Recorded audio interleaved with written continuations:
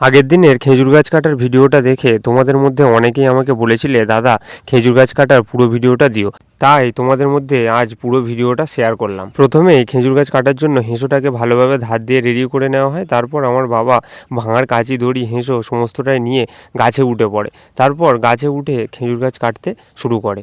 গাছে চাষ দেওয়ার প্রায় 15-20 দিন আগে কিন্তু বাবা গাছটাকে ছাড়িয়ে শুকনো করার জন্য রেখে দিয়েছিল। আসলে যে জায়গাটা কেটে রসটা বের করা হয় সেই জায়গাটা ভালোভাবে শুকনো না করলে রসটা ভালো হয় না। বাবা বলে, আমি যতদিন গাছে উঠতে পারবো ততদিন তোদের খাঁটি জিনিসই খাওয়াবো। গাছে চাষ দেওয়া হয়ে গেলে যখনই রসের দেখা পাওয়া গেল তখনই বাবা ভাঁড়টা ভালোভাবে গাছের মধ্যে টাঙিয়ে দিল। সারা রাত ভাঁড়টাকে তো এইভাবেই টাঙানো থাকে, তাই বাবা এক টুকরো নেট নিয়ে সেই ভাঁড়ের মধ্যে, যাতে কোনো রকম বিষাক্ত পোকামাকড় সাপখোপ এসে মুখ না দিতে পারে, রস যাতে না খেতে পারে, তার জন্য সেই নেটটাকে ভালোভাবে নিয়ে এমনভাবে দিয়ে দিল যাতে কোনো রকম নোংরা যাতে না পড়ে, কোনো রকম সমস্যা যাতে না হয়। তো আজকের মতো এইটুকুই, দেখা হচ্ছে পরের ভিডিওতে।